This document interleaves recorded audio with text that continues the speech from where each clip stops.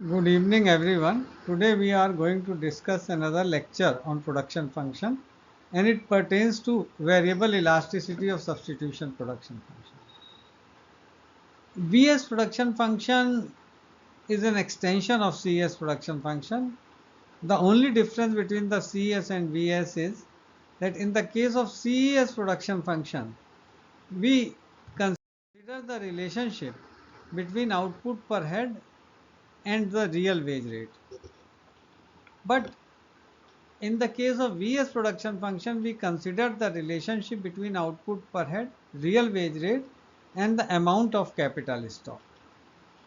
तो जो Cs production function है constant elasticity of substitution production function है, उसी का एक्सटेंशन है Vs प्रोडक्शन फंक्शन। फर्क इतना है कि Cs प्रोडक्शन फंक्शन में हम लोग आउटपुट पर हेड को फंक्शन मानते थे रियल वेज रेट का, मगर कैपिटल स्टॉक या कैपिटल लेबर रेशियो को हमने कंसिडर नहीं किया था। लू और फ्लेचर ये दो इकोनॉमिस्ट थे जिन्होंने 1968 में इस फैक्ट को नोट किया कि आउटपुट पर head can be a function of real wage rate as well as capital labour ratio. और जब उन्होंने ये दो चीज़ें एक साथ कंसिडर की तो लॉग फॉर्म में उस इक्वेशन को हम लिख सकते हैं कि लॉग वाई बाई एल यानी लॉग ऑफ आउटपुट पर head is equal to log A constant term है, बी लॉग डब्ल्यू जो रियल वेज रेट है, plus C log K by L ये एडिशनल टर्म है, प्लस यू जो random error term है। तो वीएस प्रोडक्शन फंक्शन को हम लॉग फॉर्म में इसे स्पेसिफाई कर सकते हैं इक्वेशन 1 के रूप में। यहाँ पे इक्वेशन 1 हमने रिपीट की हुई है और उससे जो प्रोडक्शन फंक्शन का एक्चुअल फॉर्म डिराइव हम करते हैं, जैसे सी एस में था, क्योंकि सी एस का एक्सटेंशन इसमें थोड़ा डिफरेंट है लेकिन बेसिकली फॉर्म वही है। y equal to a efficiency parameter है, फिर ब्रैकेट में डेल्टा ये डिस्ट्रीब्यूशन पैरामीटर है, k to the power minus theta, theta substitution parameter है और k amount of capital stock है, plus 1 minus delta L to power minus theta, L amount of labour stock है, eta एक composite parameter है, इसको हम बाद में डिस्कस करेंगे, K by L capital labour ratio की power minus C 1 plus theta की पावर माइनस 1 बाई थीटा। सी भी एक पैरामीटर है और इसको भी हम आपसे डिस्कस करेंगे।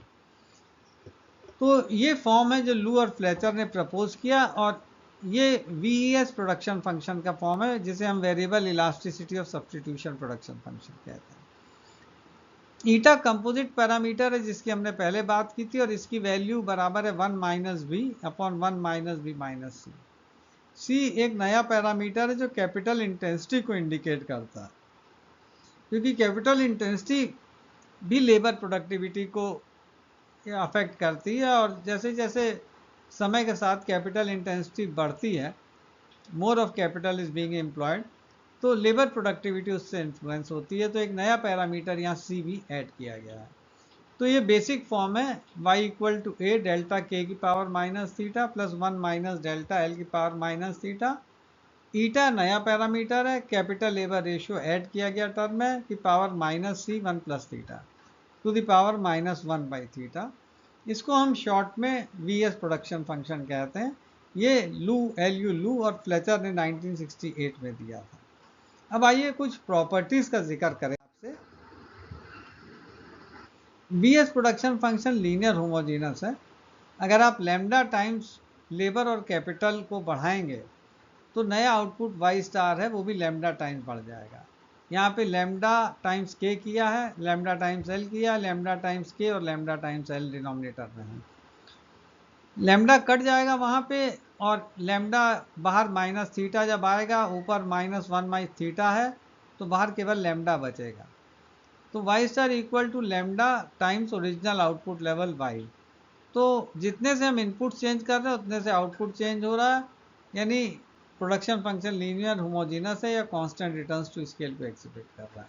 जो भी production function constant returns to scale को एग्जिबिट करेगा वो लीनियर होमोजीनस होगा, यानी इनपुट और आउटपुट सेम प्रपोर्शन में बढ़ रहा है। आइए दूसरी प्रॉपर्टी इसकी बहुत इंपॉर्टेंट है कि इलास्टिसिटी ऑफ सब्स्टिट्यूशन कैसे निकालते हैं, क्योंकि कई बार जो इंडियन इकोनॉमिक सर्विसेज का एग्ज़ाम है वहाँ पे ये पूछा जाता है कि बच्चों से कि वीएस प्रोडक्शन फंक्शन के बारे में और साथ ही साथ इलास्टिसिटी ऑफ सब्स्टिट्यूशन कैसे डिटरमिन करेंगे। तो यहाँ पे दूसरी प्रॉपर्टी में हमने इलास्टिसिटी ऑफ सब्स्टिट्यूशन को डिराइव किया है और उसकी वैल्यू यहाँ लिखी है सिग्मा। ये इलास्टिसिटी ऑफ सब्स्टिट्यूशन का सिंबल है b upon 1 minus C bracket में 1 plus M R T S upon K. ये डेरिवेशन भी बड़ा यूनिक है और कैसे निकाला है ये भी हम आपको यहाँ बता रहे हैं कि सिग्मा अगर प्रोडक्शन फंक्शन लीनियर होमोजीनस है तो उसकी वैल्यू आप डेरिवेटिव से निकाल सकते हैं, पार्शियल डेरिवेटिव से।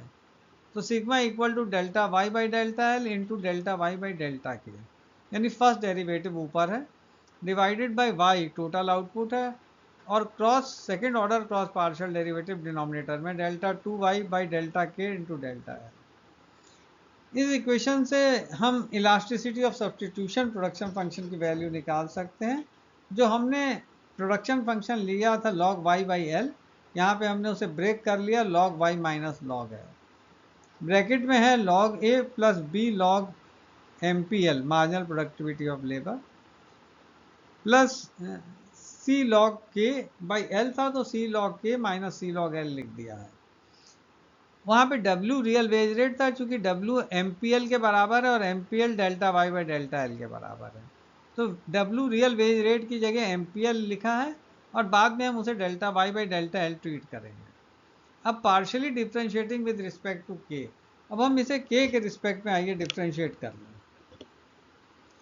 तो लेफ्ट हैंड साइड पे हो जाएगा 1 upon Y delta Y by delta K, यहाँ पे L है 0 हो जाएगा, A 0 हो जाएगा, B log B MPL आ जाएगा यहाँ पे लिखा हुआ है और C log K जो है यहाँ पे C जो है log K है और K के रिस्पेक्ट में हम कर रहे हैं तो यहाँ पे 1 बाई C बाई K आ जाएगा जो यहाँ पे लिखा हुआ है। और एक चीज़ और ध्यान रखिए कि B अपॉन MPL और MPL को जब डिफ्रेंशिएट करेंगे क्योंकि delta Y by delta L के बराबर है और K के रिस्पेक्ट में डिफ्रेंशिएट कर रहे हैं तो delta 2y by delta K delta L ये और आएगा।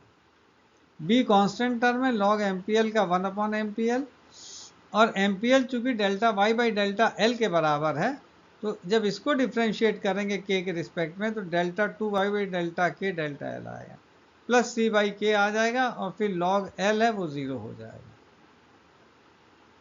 ये डिफ्रेंशिएशन थोड़ा ध्यान रखें।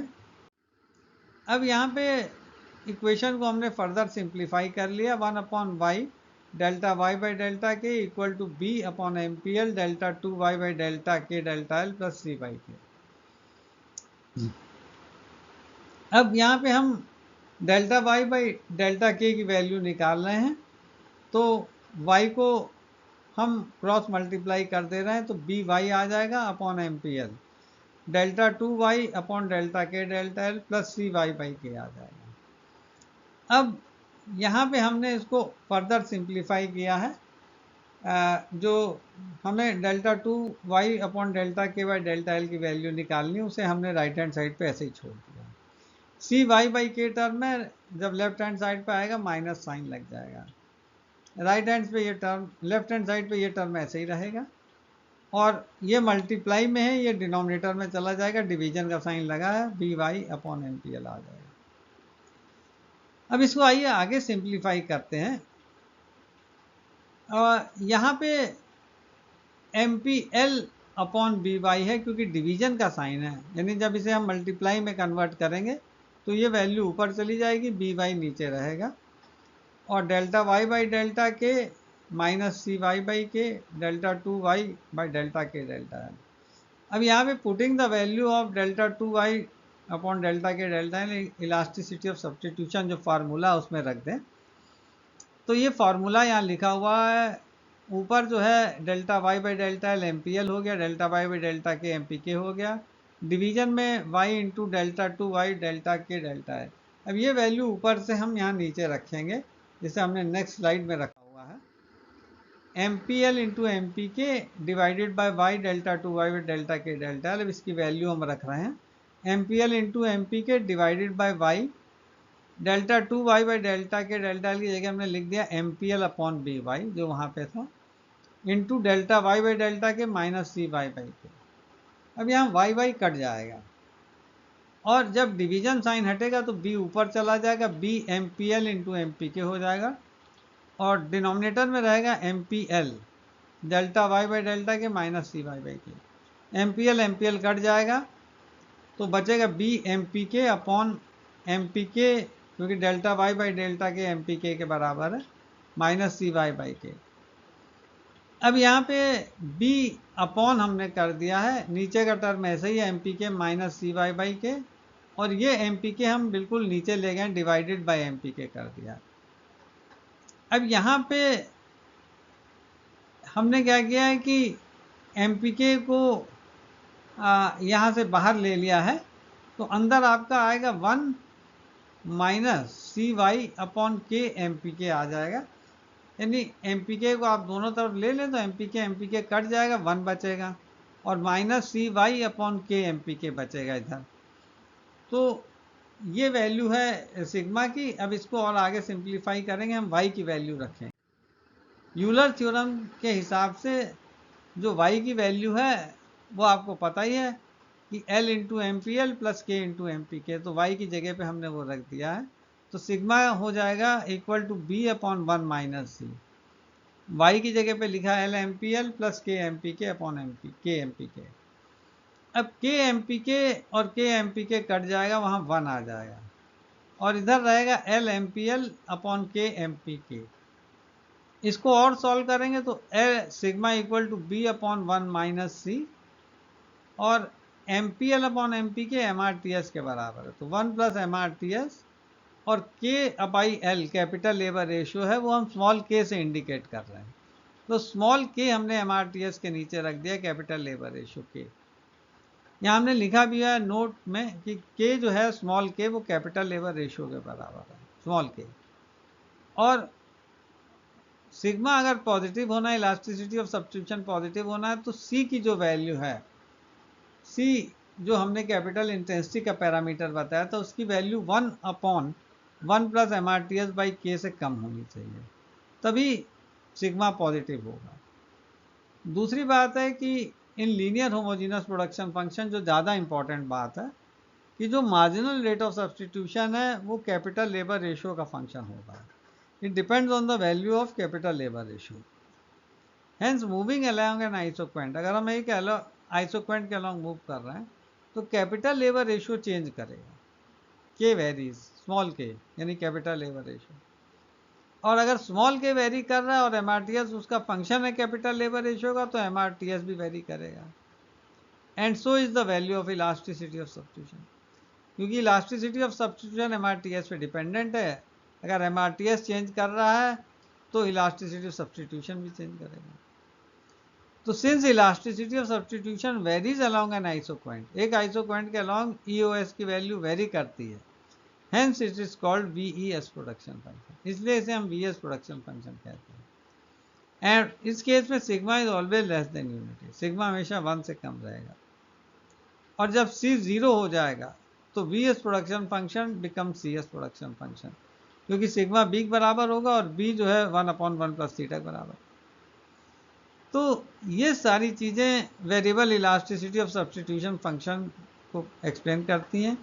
छोटा लेक्चर है और आपको समझ में आएगा, एक बार आप पढ़ेंगे, और बहुत इम्पॉर्टेंट है, ध्यान से पढ़िएगा, क्योंकि इंडियन इकोनॉमिक सर्विसेज में कई बार इस पर सवाल आता है और हम सोचेंगे कि आप इसे ध्यान से पढ़ें और कोई दिक्कत तो आप पूछ सकते हैं।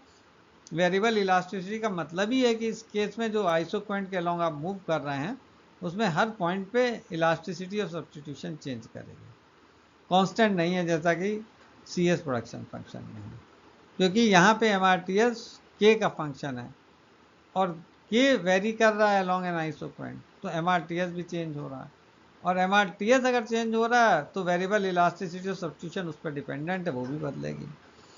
तो ये चीज़ बहुत इंपॉर्टेंट है कि why it is called as variable elasticity of substitution production function. तो हमें उम्मीद है आपको समझ में आया होगा, क्योंकि ये सारे लेक्चर हैं जो प्रोफेशनल लेक्चर्स हैं। ये आपको किताबों में, ऑर्डनरी बुक्स में नहीं मिलेंगे, और ना ही आपको कोई डिटेल्ड वीडियो इस पे मिलेगा जो आपको दिया है, और टू दी पॉइंट वीडियो है, और इंडियन इकोनॉमिक सर्वे के लिहाज से बहुत इंपॉर्टेंट वीडियो है। ज़रूर देखिएगा और अपना फीडबैक ज़रूर दीजिएगा, और बहुत बहुत धन्यवाद आपका। आप अपना फीडबैक हमें देते रहें, तो हमारा भी मनोबल बढ़ा रहेगा और आपको और अच्छे लेक्चर हम भविष्य में देते रहेंगे। Thanks a lot and give me your feedback.